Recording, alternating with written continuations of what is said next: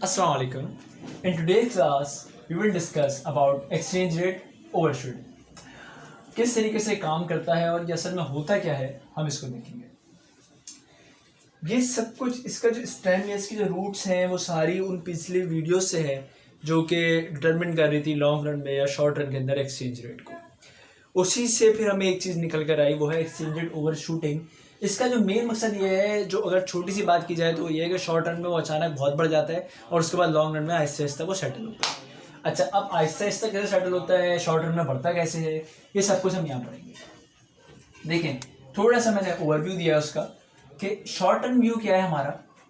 कि rapid shift in investment portfolio decision. बिल्कुल ऐसे ही होता है. इन्वेस्टर्स के जो डिसीजन होते हैं कि इधर इस कंट्री में इन्वेस्ट करें, दूसरी कंट्री में इन्वेस्ट करें, depend on the interest rate और ऑफ बोथ कंट्रीज और and the international exchange rate of both countries, उसके ऊपर ये डिपेंड करता है और आपका शॉर्ट रन के अंदर एक्सचेंज रेट फ्लक्चुएट करता है. ज़्यादा फ्लक्चुएशन शॉर्ट रन में ही आती है. अच्छा, लॉन्ग रन के अंदर क्या होता है, परचेजिंग पावर पैरिटी के साथ हमने देखा, परचेजिंग पावर पैरिटी की वजह से जो है वो एक्सचेंज रेट डिटरमिन होता है और एवरेज रेट्स ऑफ इन्फ्लेशन होते हैं. एवरेज रेट किस तरीके से कि जब वो प्राइस की बात की जाती है तो वो बास्केट ऑफ गुड्स की बात हो रही होती है, वो एवरेज रेट होता है और उसी से फिर हम इन्फ्लेशन को रेट को निकाल लेते हैं और उससे फिर हम एक्सचेंज रेट की डिटर्मिनेशन को बता देते हैं. अच्छा देखिए, होगा क्या, क्योंकि ये तो हमें मालूम है कि short run eventually long run की तरफ ही आएगा. ठीक है, शॉर्ट रन जितना ज़्यादा लंबा हो जाएगा तो फिर वो लॉन्ग रन व्यू बन जाएगा. तो यानी शॉर्ट रन में भी अगर कोई बंदा सोचे तो वो यही कहेगा कि अगर फ्यूचर की वो बात करता है और लॉन्ग रन की वो बात करता है तो इन्वेस्टर्स जो हैं वो आज बैठे हुए अगर लॉन्ग रन की बात करें तो इवेंचुअली वो यही कहेंगे कि भाई हमारा exchange rate further in long run PPP से ही ड्राइव होगा, यानी परचेजिंग पावर पैरिटी से ही होगा ताकि हमारे इस डिसीजन से लॉन्ग रन में. क्यों? क्योंकि फिर लॉन्ग रन में जो है वो पीपीपी परचेजिंग पावर पैरिटी जो होती है, जो प्राइसेस होते हैं डिफरेंट फॉरेन कंट्री और हमारे डोमेस्टिक कंट्री के, वो दोनों जो है उन दोनों के रिलेटिव प्राइस को देखते हुए एक्सचेंज रेट डिटरमिन होता है, जो कि हमने पूरा समझाया है मेरी सेकंड लास्ट वीडियो में.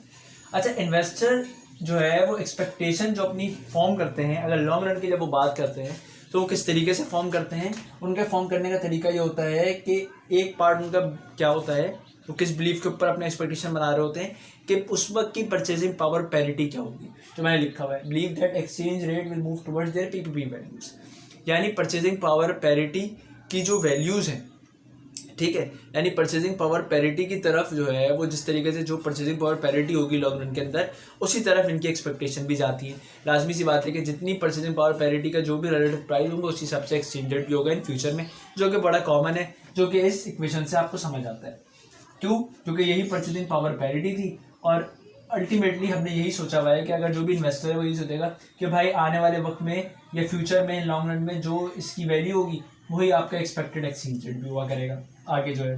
फ्यूचर एक्सचेंज रेट वो इसी तरीके से अपनी एक्सपेक्टेशन को फॉर्म करते हैं. एक्सपेक्टेशन का मतलब ये आ गया कि अनकवर्ड की बात कर रहे हैं हम इस वक्त, uncovered interest parity, uncovered differential, हर चीज़ अनकवर्ड की बात कर रहे हैं क्योंकि एक्सपेक्टेशन है. फॉरवर्ड कॉन्ट्रैक्ट और फ्यूचर कॉन्ट्रैक्ट वाली बात नहीं, क्योंकि एक्सपेक्टेशन है. तो ये इक्वेशन को हमने एक्सपेक्टेशन का नाम दिया हुआ है यहाँ पे, ठीक है. अच्छा, अब क्या होगा, शॉर्ट रन में होता क्या है, जो बात लिखी है वही बात की. In short run exchange rate overshoots the long run value and then reverts back towards it in short run. अच्छा, शॉर्ट रन में क्या होता है कि प्राइजेस जो है वो स्टिकी होते हैं, यानी ये जो कंपोनेंट है आपका ये शॉर्ट रन में इतना मूव नहीं करता है, स्टिकी होता है. तो शॉर्ट रन में हमने देखा था क्या होता है, इन्वेस्टर के पोर्टफोलियो इंटरेस्ट रेट वो इधर से उधर जाते हैं, तो वो जो बाइंग एंड सेलिंग करते हैं जिसकी वजह से एक्सचेंज रेट फ्लक्चुएट हो रहा होता है. तो प्राइस जो है वो चेंज नहीं होंगे फॉरन. शॉर्ट रन में क्या होगा कि अगर आप इसको हटा दें, इन शॉर्ट रन के अंदर एक चीज़ होती है कि जो मनी सप्लाई में जो इंक्रीज़ आता है वो किस तरीके से आएगा, कि मनी सप्लाई के इंक्रीज़ आने की वजह से, क्योंकि प्राइसेस तो चेंज नहीं हुए. यानी अगर मैं यहाँ एक छोटा सा ग्राफ बनाऊँ तो मनी सप्लाई और मनी डिमांड, तो प्राइसेस चेंज नहीं हुए, यानी मनी डिमांड पे भी कोई फ़र्क नहीं आया. सिंपली जो है वो आपका एक सप्लाई बढ़ गई है. लेट्स सपोज सप्लाई बढ़ने से होगा क्या कि जो आपका इंटरेस्ट रेट है वो गिर जाएगा, ठीक है, इंटरेस्ट रेट गिर जाएगा. तो यानी क्योंकि प्राइस चेंज नहीं हुई, क्योंकि वो वापस इक्विलिब्रियम पर डिमांड नहीं आ पाई, उसको मीट नहीं कर पाई सप्लाई को, तो इंटरेस्ट रेट गिर गया क्योंकि प्राइसेस चेंज नहीं हुई. अच्छा देखें, अब होगा क्या कि क्योंकि इंटरेस्ट रेट गिर गया, आई होप कि आपको यहाँ तक के तो ये बात समझ आ गई होगी ये जो हमने इक्वेशन की बात बताई है, और ये जो लफ्ज़ है, ये वाली लाइन, इसको हम अभी समझ रहे हैं कि ओवरशूट कैसे होता है और लॉन्ग रन में रिवर्ट कैसे होता है। तो बहुत ही सिंपल कॉन्सेप्ट है इसका कि जब आप अगर देखा जाए कि प्राइस जो है स्टिकी है, तो प्राइस चेंज नहीं हो रहा है फॉरन, इसकी वजह से क्या होगा, शॉर्ट रन में मनी सप्लाई के बढ़ने की वजह से इंटरेस्ट रेट गिर जाएगा। अच्छा, जब इंटरेस्ट रेट गिर जाएगा तो होगा क्या,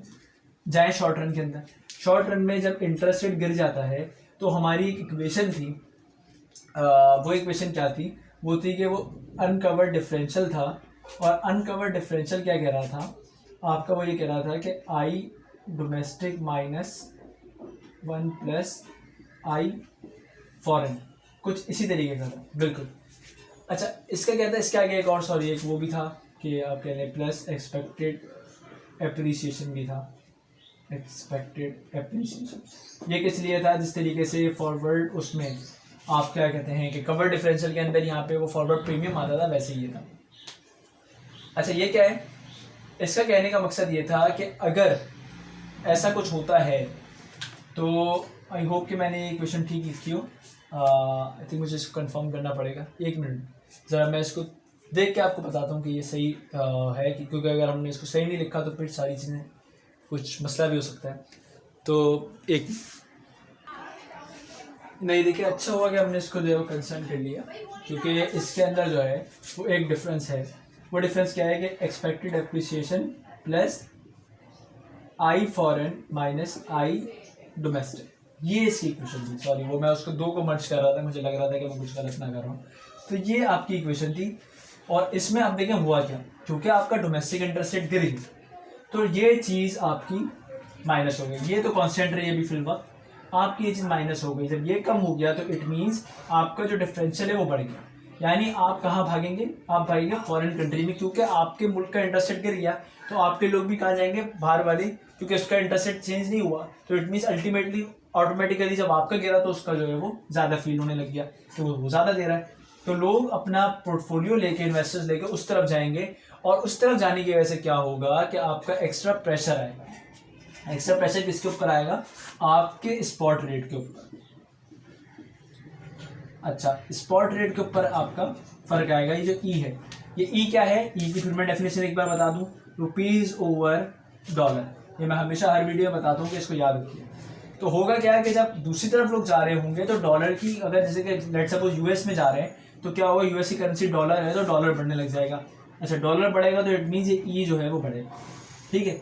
ई बढ़ जाएगा। यानी लेट्स सपोज मैं कहूँगा पहले अगर $1 में 100 रुपये आते थे तो $1 100 रुपये का आता था, तो अब $1 150 रुपये का आ रहा है, इट मीन्स डॉलर की कदर बढ़ गई है, तो ई बढ़ गया।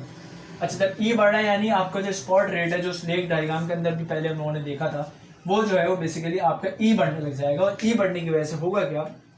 कि आपका लेट सपोज अगर मैं ये कहूँ कि मनी सप्लाई जो है वो 10% से इंक्रीज हुई है, सही है, मनी सप्लाई 10% से इंक्रीज हुई है। लेकिन हम ये जानते हैं कि अगर हम डायरेक्टली बात करें तो एक्सपेक्टेशन फॉर्म कैसे होंगी, हमने देख लिया था कि भाई पार्टली ऑन द बिलीव कि पीपीपी वैल्यूज के हिसाब से होगी। तो मनी सप्लाई अगर 10% से बढ़ रही है, इट मीन्स ये वाला जो पार्ट है ये आपका 10% से बढ़ रहा है मनी सप्लाई। और ये हमने पिछली वीडियो में देखा था, मनी सप्लाई जब 10% से बढ़ रही है इट मीन्स आपका जो ई है वो 10% से बढ़ेगा। और लॉन्ग रन की बात करी जा रही है तो इट मीन्स ये एक्सपेक्टेशन फॉर्म हो रही है कि आज अगर 10% से आपका मनी सप्लाई बढ़ रहा है तो आपकी expected value of exchange rate long run के अंदर जो एक्सपेक्टेड है ये ई एक्स, ये क्या हो जाएगी, ये 10% से बढ़ जाएगी, क्योंकि मनी सप्लाई 10% से बढ़ गया। अच्छा, इसको जब एक्सपेक्टेशन बढ़ जाएगी इट मीन्स अगर मैं ये कहूँ कि लेग डायग्राम की बात करूँ तो भाई आज अगर बंदा जो है वो अपने पैसों को कन्वर्ट कर रहा है फॉरेन करेंसी में, उसको ये पता चल गया कि फ्यूचर में जो फॉरेन करेंसी है वो 10% से इंक्रीज हो जाएगी, तो वो क्या करेगा, वो लाजमी सी बात है, उसको ये पता चल गया कि एक्सपेक्टेड करेंसी फ्यूचर के अंदर जो है, यानी जब वो डॉलर को वापस अपनी करेंसी पे कन्वर्ट करेगा तो उस पर डॉलर की वैल्यू और 10% से बढ़ जाएगी। तो इसको देखते हुए वो आज अपने सारे, क्योंकि इसको देखते हुए क्या होगा कि उसका एक्सपेक्टेड एप्रिसिएशन भी नजर आ रही होगी 10% की, तो वो क्या करेगा,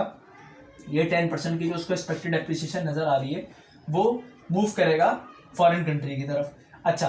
क्योंकि प्राइस अभी स्टिकी थे, इस बात को यहाँ पे रख देते हैं, प्राइस स्टिकी थे, प्राइस स्टिकी होने की वजह से सिर्फ और सिर्फ इंटरेस्ट रेट का फर्क भी आ गया, तो इंटरेस्ट रेट का फर्क भी यहाँ शो हो रहा है कि ये भी कम हो गया, तो ऑटोमेटिकली इसकी वजह से, यानी ये पार्ट भी थोड़ा सा बढ़ा और ये 10% से एक्सपेक्टेड डेप्रिसिएशन इसको नजर आ रही है, तो क्या होगा कि ये 10% और ये फर्दर और जो इंटरेस्ट रेट की वजह से हुआ, इस दोनों को मिलाकर जो है वो आपका जो करंट का एक्सचेंज रेट है। क्यों? क्योंकि जब ला दिया तो एक्सपेक्टेड डेप्रिसिएशन 10% हो गई, तो लोग आज जो जल्दी जल्दी अपने पैसे को कन्वर्ट करेंगे दूसरी करेंसी में, फॉरेन करेंसी में, तो होगा क्या कि जो आपका करंट स्पॉट रेट है,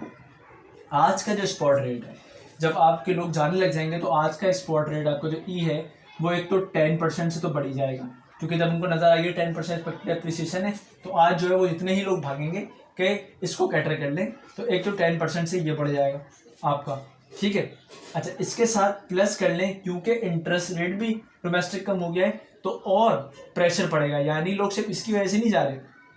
क्यों? क्योंकि कि आगे जो है 10% एप्रिसिएशन मिलेगी, बल्कि उनको ये पता है कि एप्रिसिएशन के साथ साथ इनका तो इंटरेस्ट रेट भी कम हो गया है डोमेस्टिक का, तो शॉर्ट रन में वो उनके ऊपर क्या प्रेशर आएगा करेंसी के ऊपर कि 10% तो एक्सपेक्टेड एप्रिसिएशन की वजह से आएगा, और साथ ही साथ कोई एक्स अमाउंट यानी कुछ और परसेंटेज, जो कि वैसे टेस्ट के हिसाब से अगर टेक्स्ट बुक में देखें तो वो 2.3 होती है, लेकिन कि 2.3 जो है वो इन्होंने पहले एक एविडेंस बनाया था, तो उसमें बताया था कि 2.3% एडिशनल, लेकिन हम इसकी अभी बात नहीं करते क्योंकि डिफरेंट वैल्यूज आ सकती हैं, तो कोई और एडिशनल अमाउंट भी इस पर आ जाएगी। तो यानी होगा क्या कि जो आपका करंट रेट, यानी जो आपका करंट रेट है, ये अगर मैं कहूँ कि जो ई है, ये जब फ्यूचर की बात करते हैं, ई एक्स एक्सपेक्टेड रेट, जो कि एक्सपेक्टेड हमें क्या पता था कि 10% है, जो हमने अभी देखा कि भाई क्योंकि ये मनी सप्लाई 10% बढ़ गई है, तो एक्सपेक्टेशन जो इन्वेस्टर फॉर्म कर रहा है उसके हिसाब से क्या होगा कि आगे जाके जो कि प्राइस भी 10% से बढ़ेंगे, और इसकी वजह से उसका ई भी जो है वो 10% से बढ़ जाएगा एक्सपेक्टेड, क्योंकि एक्सपेक्टेशन है तो फिर आगे की बात हो रही है, ठीक है। तो एक्सपेक्टेड एक्सचेंज रेट जो है वो 10% से बढ़ जाएगा, तो ये आपको नजर आ रहा है एक्सपेक्टेड एक्सचेंज रेट 10% से बढ़ जाएगा। लेकिन आज क्या हुआ, क्योंकि इस एक्सपेक्टेड एक्सचेंज रेट को देखते हुए और प्राइजेस टिकी थी इंटरेस्ट रेट को करते हुए देखते हुए, आज के एक्सचेंज रेट पे करंट स्पॉट रेट के ऊपर 10% से भी ज्यादा प्रेशर बन जाएगा। लेट सपोज मैं कहता हूँ 12% बन जाएगा। अच्छा, यानी इतने लोग जो है अपनी कन्वर्जन कराएंगे क्योंकि उनको लगेगा कि आगे और बेनिफिट मिलने वाला है, तो वो और ज्यादा जाएंगे, जबकि एक्चुअल में 10% ही एक्सचेंज रेट एक्सपेक्टेड जो है वो बढ़ेगा, इसके हिसाब से अगर देखा जाए तो, ठीक है। लेकिन अब क्या हो रहा है, देखिए ये बात तो आपको समझ आ रही होगी कि अब अगर जब ऐसे हो गया तो अब जब ज़्यादा प्रेशर पड़ जाएगा, और आगे जब आप लेकिन देख रहे हैं,